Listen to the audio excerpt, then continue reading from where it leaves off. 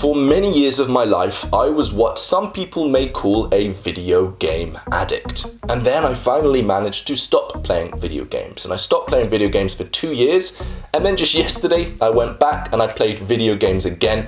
So in this video, I want to share with you my experience with video games, what it was like and the struggles I had with them.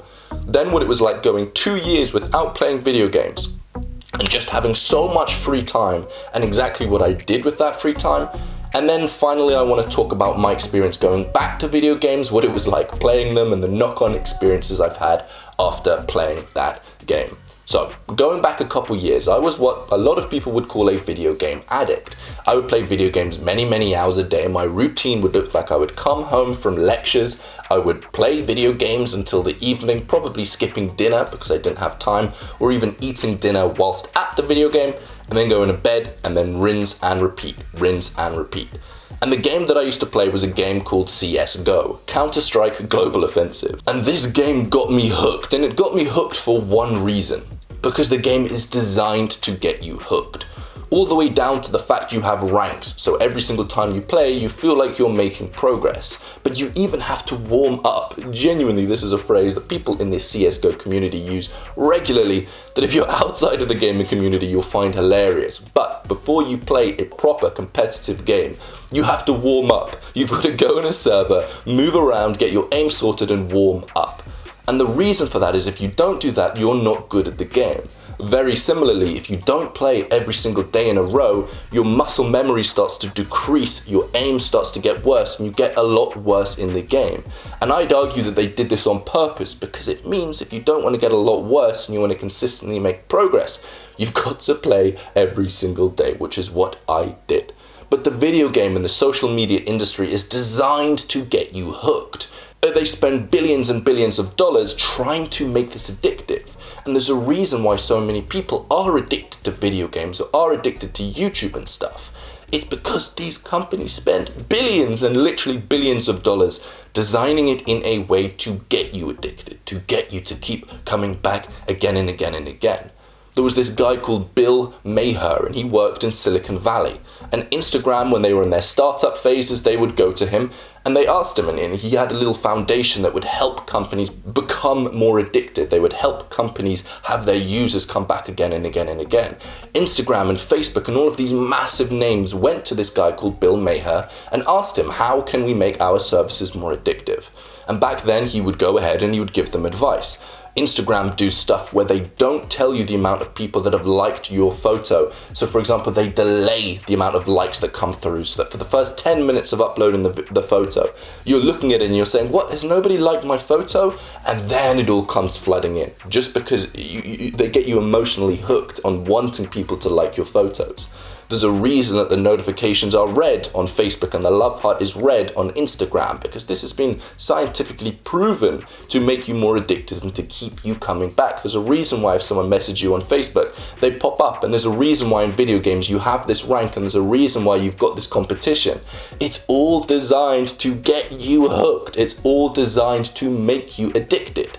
But this guy, Bill Maher, started to realize this. He started to realize that the services he was providing was actually having a net negative effect on society. All of these people addicted to these different things and not using their time the way they want to was having a devastating effect. People are losing autonomy. People are losing control they have over themselves. So Bill Maher, this very successful guy in Silicon Valley, stopped doing what he was doing. And a quote that I got from Cal Newport's book, Digital Minimalism, he said something along the lines of, these guys from Silicon Valley need to stop pretending that they're just nerdy people playing gods and helping the world. They need to start realizing that they're just selling tobacco to children. Because that's exactly what they're doing. They're doing everything they can to get you hooked, and this was the experience I had. I fell into their trap, and I wasted so many thousands of hours on that playing video games. And then what happened was back then I tried to stop playing video games, but because I had friends messaging me and getting me back on, and because I was wired in a way that CSGO had changed my brain chemistry to make me only want to play that game and not do anything else with my time, I would go back to video games and I would stop, and I'd go back to video games and I would stop. Eventually, I went through the process of really stopping, just getting rid of it for good, and getting rid of my YouTube addiction, getting rid of my social media addiction, getting rid of all of this instant gratification. And then for 2 years of my life, I went through a great period of time where I had so much free time. Before, I would spend 4, 5, 6 hours a day on video games. Now I had all of this spare time when I started this YouTube channel, where the goal is to help people control their time and use their time in a way that they want to. All of this boiled down and people started asking for me for help. How did you go through this process? So I created the procrastination program, which again, the ultimate goal is to help people use their time the way they want to. And for 2 years of my life, I had all of this free time. But then what happened a couple of weeks ago was I had this thought in the back of my mind. I don't want to be afraid of video games, because when you think about it for what they actually are, it's just some application on a computer. I don't want to live my life never playing video games like CSGO. I want to know what it would be like to go back and play this video game and see what it does to my brain and see what it does to my brain chemistry. Knowing full well that this is me going back into potentially a trap, I did it anyway for content. And what I did is I went back and I played CSGO with a friend, and I played a couple games, and boy is that game fun. There is no denying it, that game gives you a rush. There is no denying it that video games are fun. There's no denying it that it just gives you a thrill. It does all of these things to your brain. It gives you so much dopamine, it's absolutely insane. And I completely understand the people that play video games that say it's just fun, it's just what I want to be doing. But there are some problems with this, and genuinely, a singular day after this, I have noticed serious problems. So let me explain to you the theory of the problems I've been having, and then I'll dive into my personal experiences of the problem I've been having. Video games, one of the ways and one of the main ways that they make it addictive is by giving you instant gratification. What this means is very quickly after an action, you get the reward of the action. You never have to wait many weeks to get an up rank. If you play well in a game, you get a promotion. You get up ranked, you get a higher score. Very quickly after the results, you get the benefit, and that's called instant gratification. But the more instant gratification you do, the more it wires your brain to seek instant gratification. Because if I'm playing a video game and I'm getting a lot of dopamine, my brain's saying, well done, you're doing the right thing, then I'm going to keep coming back and doing that again and again and again and again and again, because that dopamine is there for us to hunt out things that will help us survive. In the olden days, if we found a nice fatty piece of meat and we ate it, it would give us a lot of dopamine because our brain thinks that we've just got calories, which means we're going to survive for the next few weeks. But we don't live in a world that happens anymore. Because our body is an ancient body and we, as a species, haven't evolved in many millions of years, but our environment has evolved, companies are now tapping into this to get us to release ridiculous amounts of dopamine in ways that aren't linked to our survival, and this is what video games do. So when I played this, I experienced an intense amount of instant gratification. I experienced an intense amount of fun.